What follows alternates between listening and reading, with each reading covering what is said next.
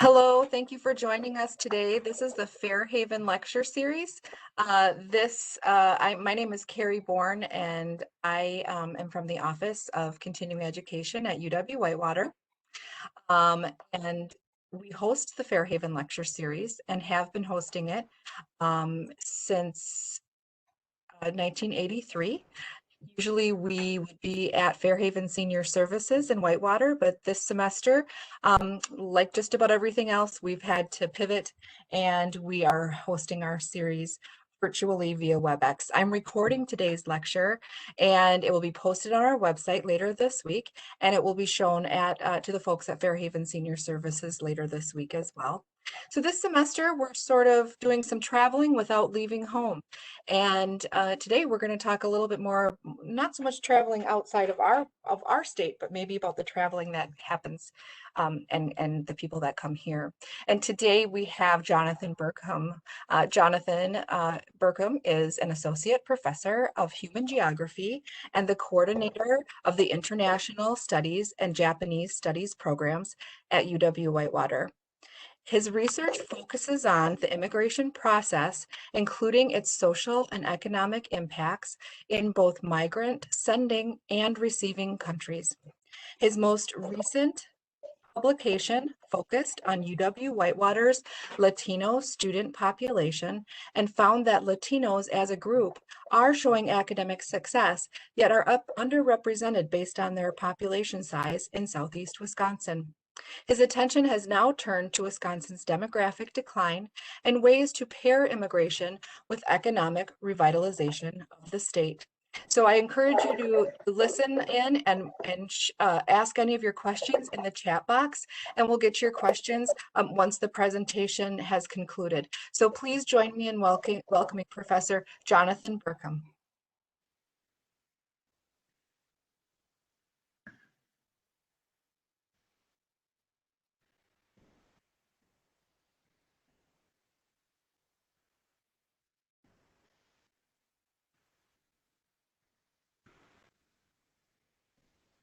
Okay, well, thank you for the introduction, Carrie. So yes, the title of my and thank you all for joining me, either in real time or in recorded time here. So the title of my presentation today is a Heartland Visa to Revive and Internationalize the Midwest. So here's my outline for today's talk.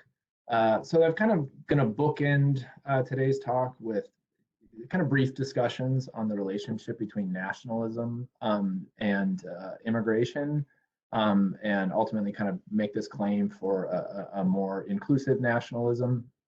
But in between that, the bulk of the presentation is going to be about really demographic trends and their relationship with the economy. Briefly at kind of the national level, but then we'll scale down to look at the Midwest, kind of Great Lakes, and then Wisconsin. At that local, stay at that local level to look at some different kind of news stories of that show this really illustrate this local these local labor shortages, and then we'll kind of talk immigration policy, including kind of where we're at now, and then this proposal for the Heartland Visa. Okay. So I guess we'll start off with a little activity here. I know this is not going to be interactive, but I'll give you a moment to take a look at these two mission statements. So this is the U.S. Citizenship and Immigration Services mission statement. USCIS is, the kind of principal agency for administering the nation's immigration system. And so I'll read the mission statement that existed prior to 2018, and then I'll read the one that replaced it and kind of look for key differences. So USCIS secures America's promise as a nation of immigrants by providing accurate and useful information to our customers, granting immigration and citizenship benefits, promoting an awareness and understanding of citizenship, and ensuring the integrity of the immigration system. However, in 2018, somewhat surreptitiously, it was replaced with the following. USCIS administers the nation's lawful immigration system. safeguarding its integrity and promise by efficiently and fairly adjudicating requests for immigration benefits while protecting Americans, securing the homeland, and honoring our values. Now, I hope that maybe you noticed a couple of differences here. One of the key differences, and the one that I really want to focus on, right, is that this phrase, a nation of immigrants, was removed from the USCIS's mission statement, right? So it's kind of a refashioning of the nation and kind of maybe a rewriting to a degree of this narrative. And instead, the mission statement that replaces it is more focused on protecting Americans and securing the homeland, right? Focusing on security, focusing on protecting Americans and honoring our values. Now, when discussing our values, that's a really tricky thing, and it's often done by those that are kind of taking a nationalist approach. I say it's a tricky discussion because really, who determines who our values are? This kind of presupposes that native-born Americans, right, have determined the values of the nation, right, and those that follow must kind of learn those values. Now, if it seems like I'm reading too much into this, certainly, these changes were also made in the context of, larger restrictions to both legal and illegal immigration. Now, in this talk, I'm not going to make the argument that the nation, individuals here, as well as an agency like the USCIS, doesn't have the right to administer, legally administer the immigration system. However, I am arguing that the U.S. would be wise to return to the nation of immigrants narrative, because as in the past, the continued prosperity of the nation relies on an immigrant labor force. And in particular, I hope to demonstrate that that is particularly the case in the regional, with regard to the regional economy. Okay. So let me just focus here on somewhat academic terms, something like the dependency ratio, but it's a pretty intuitive concept. All right, so the dependency ratio broadly is the relationship between working age and non-working age population. Here I have the old age dependency ratio shown. More diplomatic term is the age dependency ratio. You can see here that in 1965 there were over 6.5 working age adults for every retirement aged individual. So that's a really favorable ratio when it comes to a strong economy, right? This is what demographers and economists refer to as the demographic dividend, right? Having this large number of working age individuals. And so this generally is seen as something that can drive economic growth and also keep taxes fairly low, right? Because you have kind of people in their most productive years contributing to the tax base. But as you can see over time, really, and beginning in 2005, you start to see this really, pretty drastic drop in the old age dependency ratio, right? So it's been, more than cut in half from that period. So that today we have about 3 working age adults for every retirement aged individual. Okay, and of course, that has that potential to really kind of slow economic growth. It's not as if seniors, for example, are not still spending, contributing to the economy, but that the kind of productivity certainly at that age begins to decline, in economic terms. And of course, contributions to the tax base that also as well. Okay. And so we are starting to kind of turn the corner really towards having more of what's referred to as a demographic deficit, right? And a demographic deficit that's going to be arguably kind of a drag on the economy and a challenge to the overall tax base. Okay. Now, I should stipulate that is absent, changes to total fertility or changes to, the immigration numbers. So let's start with fertility. I can give you a local look here, as in Wisconsin. I can also give you, a view from the United States. Okay. So that large working age population, as many of you are aware, was driven by what we refer to as the baby boom, that post-war baby boom. You can see it here in terms of fertility rates. Fertility rates, quickly defined, are essentially the number of women, or not, sorry, number of children a woman has as she moves through her childbearing years. So in the 1950s, right, we're looking at like, about three, somewhat shockingly, what I thought when I saw this was that in the state of Wisconsin in 1960, the total fertility rate was over 4, which is, quite high for a developed nation.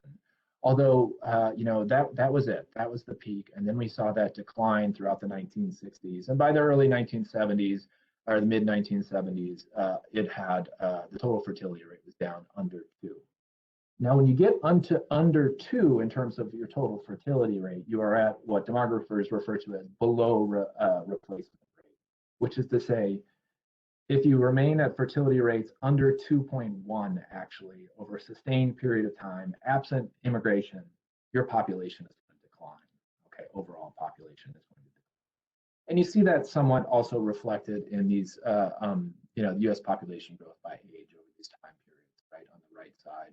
So from 2010 to 2020, no real growth in children, 4% increase in working age adults and a 39% increase in seniors. And you see that general trend moving forward, projected from 2020 to 2030.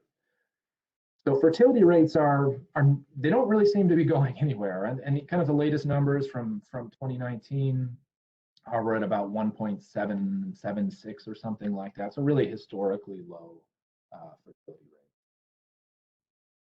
rate. So I said, absent higher fertility rates, absent immigration, you're going to see that kind of long-term population decline. Now, it's not as if the nation as a whole has seen a decline in immigration. Frankly, nor has the local region, seen a decline in immigration. But as you're going to see in some future charts, like the percentage of the foreign-born is quite low in historical terms, at least here locally. So this first map I'm going to show you here, if you look to the left, is the percentage of U.S. residents born in other nations, essentially the foreign-born population. And probably wouldn't surprise a lot of you to see that the concentrations of the foreign-born population, the immigrant population, is mostly coastal, kind of southwest, and also major cities. You can see Chicago, Detroit, for example. All right, but throughout much of the rest of the nation, you don't see those much of a growth in the foreign, or much of a foreign-born population relative to the overall population. 0 to 3% of the overall population. It's quite low by historical standards. And so, for these reasons, for that low fertility rates, lack of immigration broadly in the region, you can see on this chart to the right that the prime working age population in many counties, I say most counties throughout the Midwest, is actually declining. Okay? And I can give you a figure for Wisconsin. 88% of Wisconsinites live in a county that has seen the prime working age population, which is 25 to 54, decline over this 2007 to 2017 period. Only Dane County and Eau Claire County are actually seeing an increase in the prime working age population. All right. So, as you saw from the previous, for the first map on the previous slide, you're not seeing, large immigration to most places throughout the Midwest. But even despite that, right, immigrants are largely keeping the population afloat in some ways. After all, in terms of overall new residents in the Great Lakes states, as you can see listed here, from 2000 to 2015, it's just under half of that new population is or has been foreign-born, mostly concentrated in the cities, and that'll be important as I move forward. 2/3 of the growth in the working age population in the region has also come from the foreign-born population. As you can see, the foreign-born population is much more kind of demographically distributed to be a larger working age population. So again, the framing so far is that a demographic dividend, having a large labor force, often is a major driver of an economy. But the only way to kind of bring about a larger labor force is to have higher fertility rates, or to bring higher rates of immigration. And you can, here's some other kind of figures in terms of the Great Lakes. You can see here that 1 out of every 7 manufacturing engineers in the Great Lakes is now foreign born. So kind of overrepresented in terms of the share, their share of the overall population, or their share of overall workers, I should say. They are, a large share of healthcare jobs. Recently created healthcare jobs are going to a foreign-born population. These are really in-demand positions, which is what I'm going to get to with a look at Wisconsin in particular. You also see that in terms of, even, higher-end healthcare jobs, physicians and surgeons, significantly overrated by immigrants, foreign-born population. As we might understand, agricultural jobs, and not just kind of like piecemeal agricultural jobs, but actually working class agricultural jobs, about 1 out of 5 of those now are filled by an immigrant in the region. Also not surprising probably for most of you, that is particularly the case in the dairy industry. This has been a very significant issue for over a decade now, for a couple of decades, right? The real challenges that the local dairy industry is facing, and nationwide that the dairy industry is facing. According to the National Milk Producers Federation, half of dairy workers now are immigrants. That certainly seems to be the case in Wisconsin as well. A large share of them are undocumented. Essentially, there's no legal labor supply that have been able to fill these positions. Many farm families are smaller than they used to be, and the kids don't want to go into dairy farming.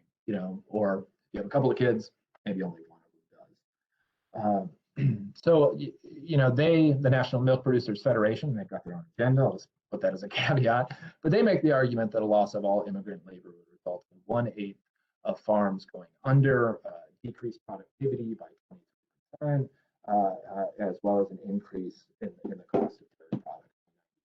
Right? So, the dairy industry has been absolutely supported by immigrant labor, much of which is undocumented labor in the United States. Something to think of. Have a glass of milk. Right? So the dairy industry is bolstered. Frankly, it's bolstered in a large part by undocumented, much of it undocumented labor. But it's as I'll kind of illustrate in the next several slides here, it's arguably not enough to meet the labor demand in Wisconsin. The percent of foreign-born population in the state is about, relative to the overall population, is just under 5%. This is higher than it was, say, in 1980, but lower than much of our history, right? So if you look at this chart on the left, this is the foreign-born population as a percent of the total population, both in Wisconsin and the United States. And if you look at Wisconsin, kind of as the state's founded, in the mid-19th century, it's over 35% of Wisconsinites at that point, the foundation of the state, are foreign-born. You would see that drop pretty significantly over the years in terms of the percent, although not in terms of absolute numbers, as you can see from the right. When you see as a percent, that drops until the 1980s and then picks up in the 21st century, but not at the level that it, say, picked up in the United States, right? So the United States now is at those kind of like turn of the century into the 20th century, turn of the century percentage kind of peak migration, and that about 15% of people in the United States are foreign-born. Okay, but in the state of Wisconsin, it's less than 5%. So again, the region, broadly defined as the Midwest, Great Lakes, and particularly the state, has not seen that significant growth in the foreign-born population that much of the rest of the country has. And of course, I'm setting up my my Heartland Visa argument. Okay, so what are we left to do, right? As a state, again, boost fertility rate, great idea. Doesn't seem to be happening. One way to do that would be to increase, financial support for young families. But that's not always been a popular approach. And so we've moved towards, for example, trying to poach workers from other places. During the Walker administration, there was a campaign to get workers from nearby states, in particular Illinois. So this is actually a Wall Street Journal article. Just so happens to have also a Foxconn advertisement on it. And as you can see on the left here, right, this is actually an advertisement that you could find posted on trains in the Chicago area, right? So get over your kind of sullen train ride in the big congested city and come up to Wisconsin where, you can have a great job and snowboard all day. So, you get some, essentially we're trying to bring those, this is really pitched at kind of more high skilled professionals, trying to bring people from other states up here. But as most kind of economists would tell you, like that's not a great regional economic development strategy to take, skilled workers from, your region and just bring them up, slightly to a different state. So I'm arguing that needs to be, a greater kind of influx of labor from outside. This is this labor shortage is a particularly acute issue in manufacturing, which may seem somewhat counterintuitive. I mean, the Great Lakes region and the state has seen, pretty dramatic declines in manufacturing workers, since kind of the deindustrialization phase really began to kick off in the late 1960s and early 1970s. Even with those decline in overall jobs, manufacturing is still very much alive in the Midwest, and particularly in Wisconsin. We still get the largest percent of our GDP comes from manufacturing compared to other states. But it could be much higher. It really could be much higher. But employers are struggling to find the workers to fill these positions. The classic case is the welder, right? I mean, there's been an article and report written about this demand for welders. Why aren't there more welders? Typically, the argument has been from one side is that the reason there aren't more workers in welding or aren't more welders is because the pay is not high enough. But the pay keeps getting ratcheted up, and yet, there still is a significant demand for labor in these industries. So the other argument is, right, there's not enough skills. All these resources are going to tech schools to train this next generation of welders and other kind of skilled workers. But it's difficult. Article after article, report after report is finding the great difficulties of filling these jobs. I mean, on the right here, this is Generac Power Systems here in Whitewater. Really, unable to meet the demand to meet the demand for work, right? They can't find enough workers to take many of these jobs, and this is particularly an acute case in many rural areas. There are many of these employers are actually turning down work right now because they just don't have the productive capacity. They don't have the employees. Okay. Also, the case in construction and housing.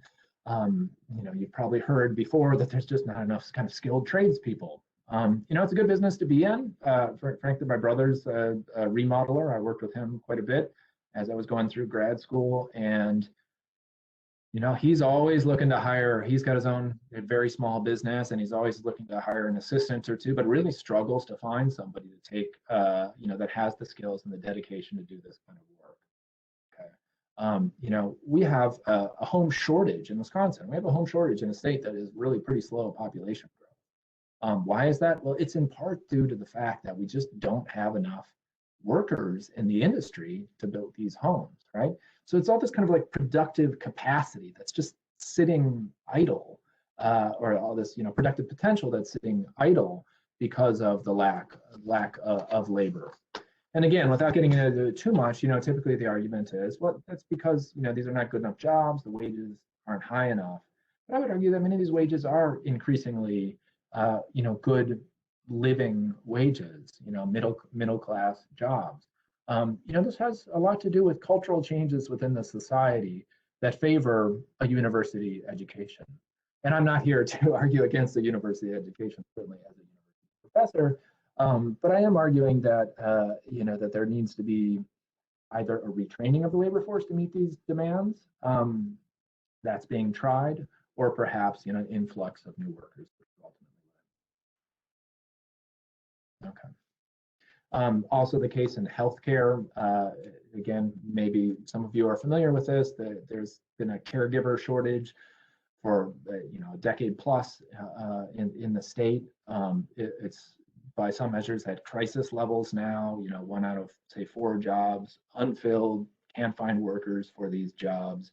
The Wisconsin Department of Health Services has got a whole recruitment campaign to get more of these workers. I mean, we're in the midst of a pandemic.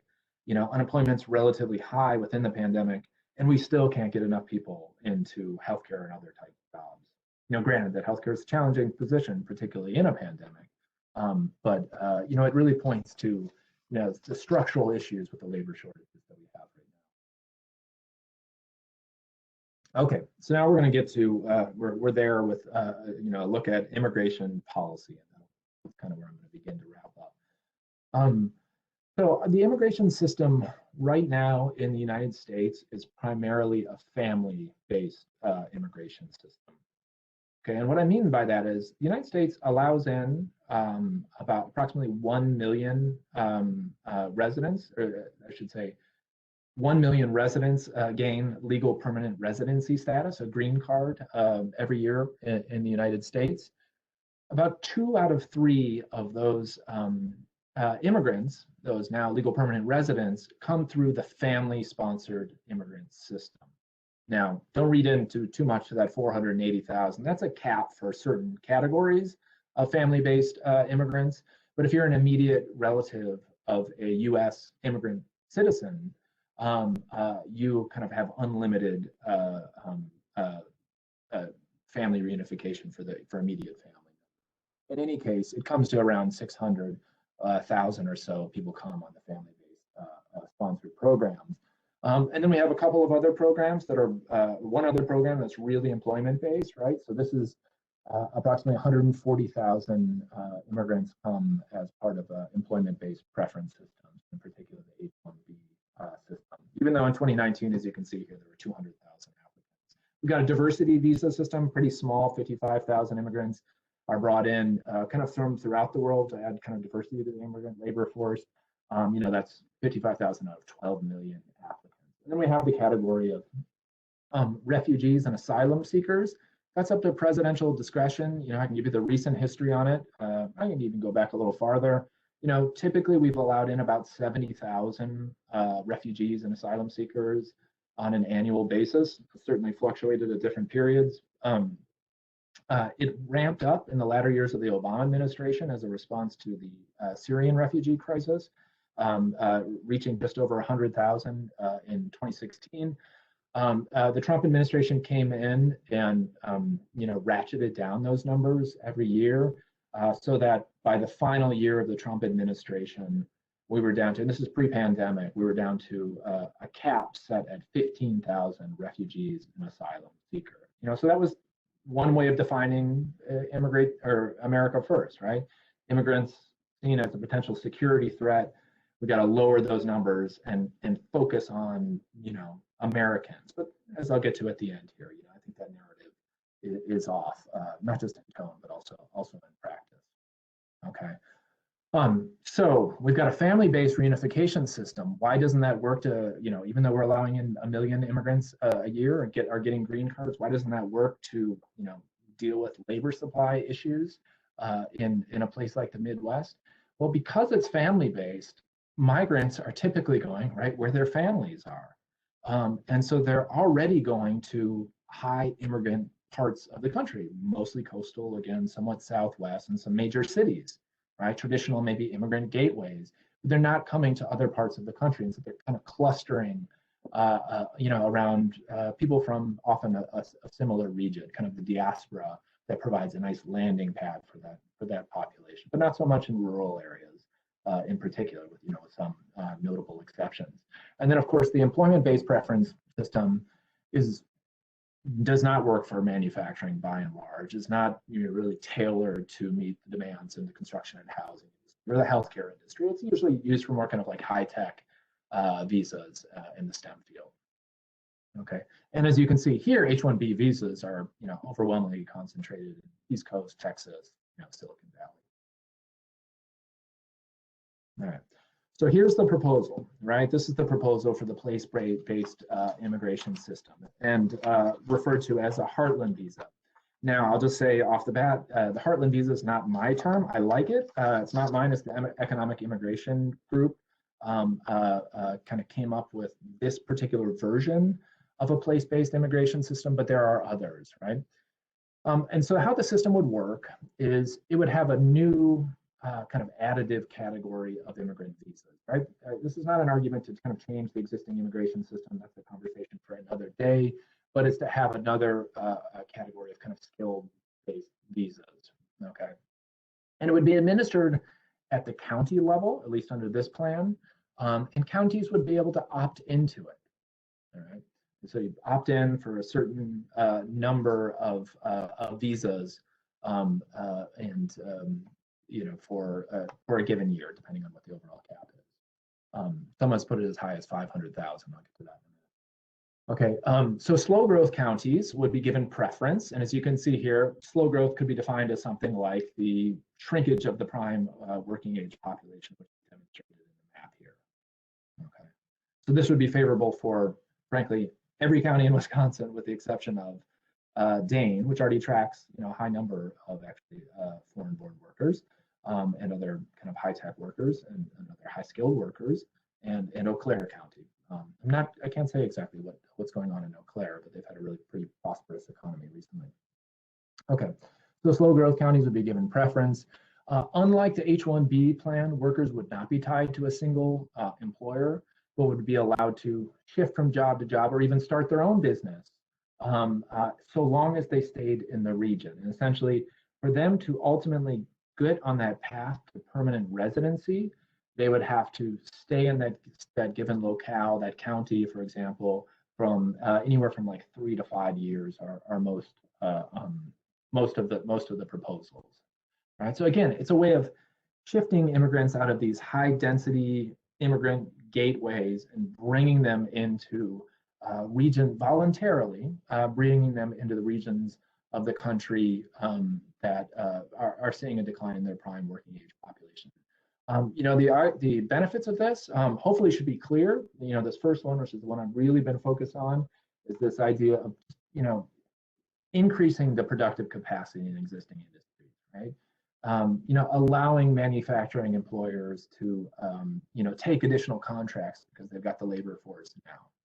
Okay, this can work to help shore up local and national finances. You know, there are plans along these lines that are really focused on shoring up Social Security because, you know, that is certainly one system that's going to be stressed by these, you know, changes in dependency ratio. Okay, the aging of the population. Right. You know, potentially this could bolster school enrollments. You know, these immigrants will be allowed certainly to have immediate family members join them. And so hopefully to, you know, fill some of these seats in schools, you know, school districts, number of school districts, you know, Eagle Palmyra, for example. I believe that's been shelved if I'm not mistaken, but, you know, we're losing, consolidating school districts. You know, schools are closing, particularly in rural areas throughout the state and throughout the region. To get more and more students into those seats and keep school districts open. You know, again, depending on the number of visas that can be given to the system. You know, help fill vacant housing. I mentioned earlier, right? There's this housing shortage.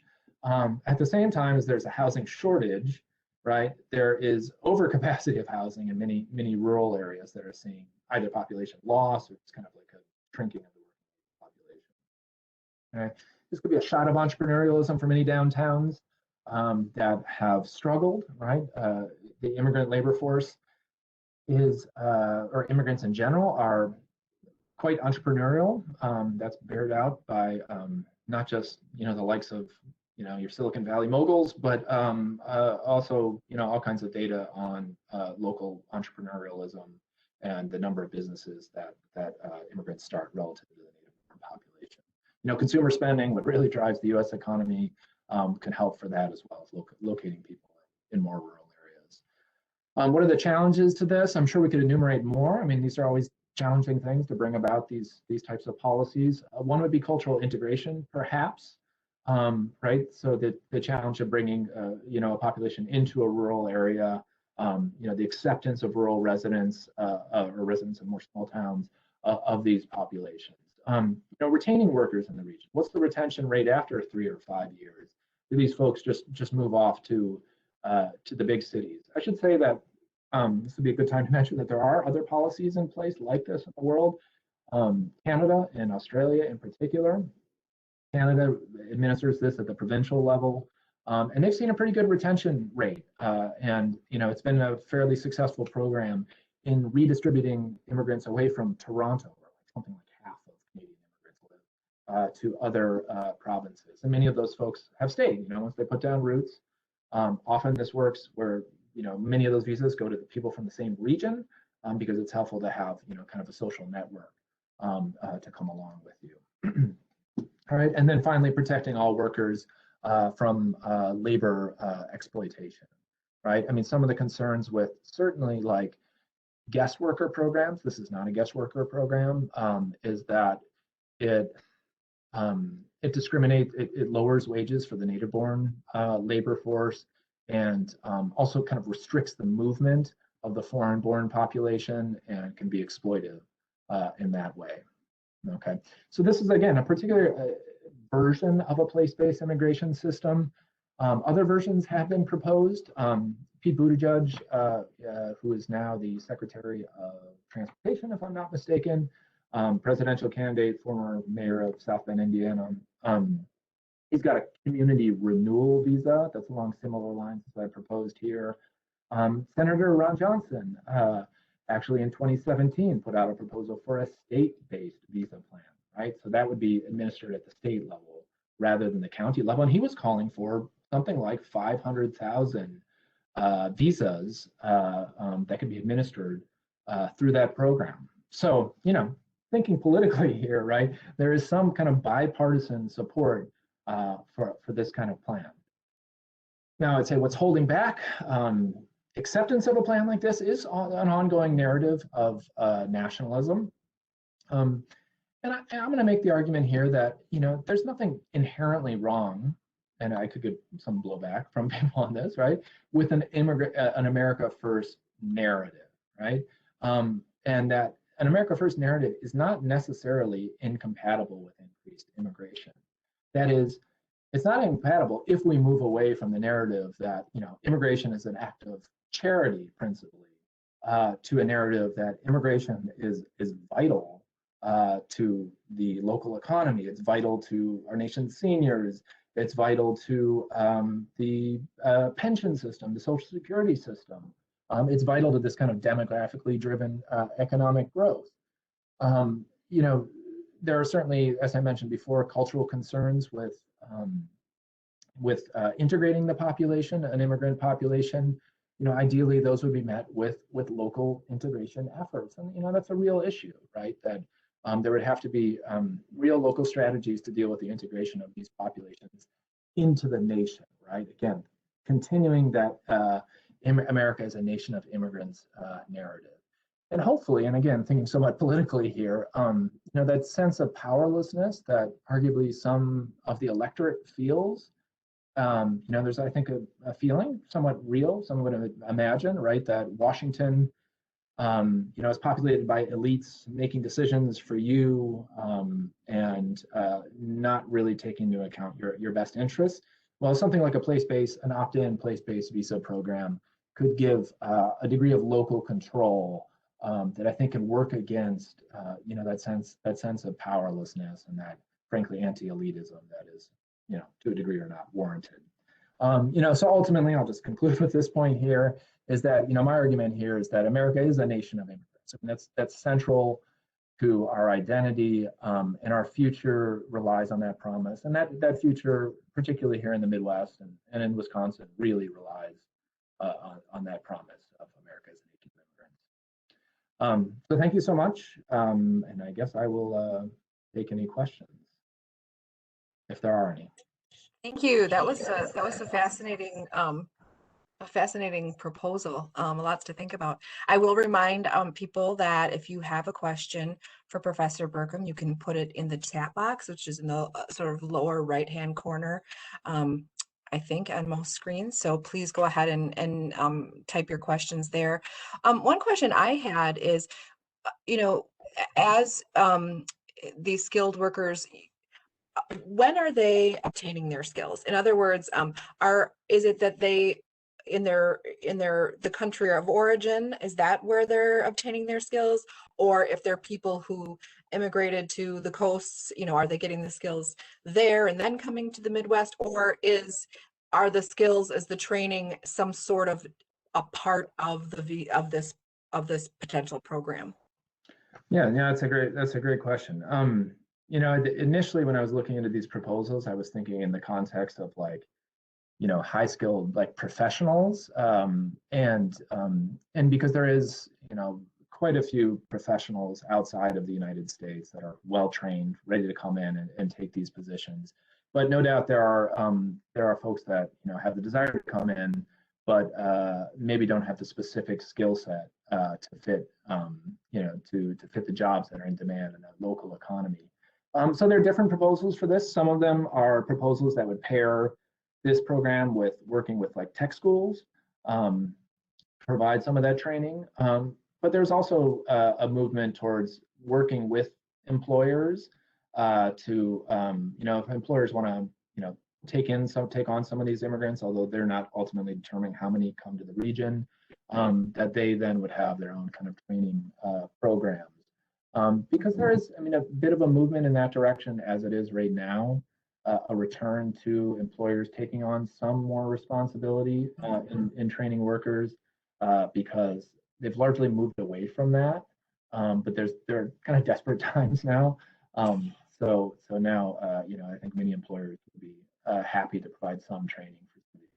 Yeah, it's a great question. Mm-hmm, mm-hmm. So another question we got in the chat is, how does the census and data reporting play into the demographic trends? How might underreporting with regard to individuals who are undocumented factor in?